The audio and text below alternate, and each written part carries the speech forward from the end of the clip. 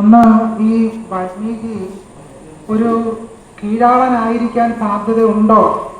കീഴാളനായിരുന്ന ഒരാൾ ആദ്യഘട്ടത്തിൽ എഴുതിയ ഗ്രന്ഥത്തെ പിൽക്കാലത്ത് തിരുത്തിയതാകാൻ സാധ്യതയില്ലേ എന്നാണ് ചോദ്യകർത്താവ് ഉന്നയിച്ചത്.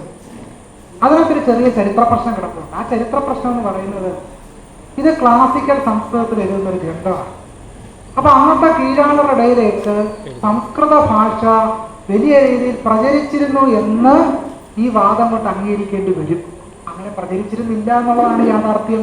സംസ്കൃതം ഒരു ജനഭാഷ തന്നെ ആകാതിരുന്നത് കൊണ്ട് ഒരു കീഴാള സമൂഹത്തിൽ ജനിച്ച വാൽമീകി സംസ്കൃതത്തിൽ ഈ കൃതി എഴുതിയത് എന്ന് പറയുന്നത് ചരിത്രപരമായി തന്നെ തെറ്റാണ്. അങ്ങനെ ഒരു കാര്യം നടന്നിട്ട് അതാണ് പ്രധാനപ്പെട്ട കാര്യം. രണ്ടാമത്തെ കാര്യം, ഇത് എഡിറ്റിംഗ് ആണെന്ന് വന്നു കഴിഞ്ഞാൽ, ഞാൻ ആദ്യം പറഞ്ഞല്ലോ, ഇത് മൊത്തം എഡിറ്റിംഗ് ആണെങ്കിൽ ആ പുസ്തകത്തിന് ചട്ട മാത്രമേ കാണത്തുള്ളൂ, നൂല് മാത്രമേ കാണത്തുള്ളൂ. എഡിറ്റിംഗ് ആണെങ്കിൽ പിന്നെ പുസ്തകം കാണത്തില്ല. അതാണ് അതിന്റെ പ്രധാനപ്പെട്ട തമാശ.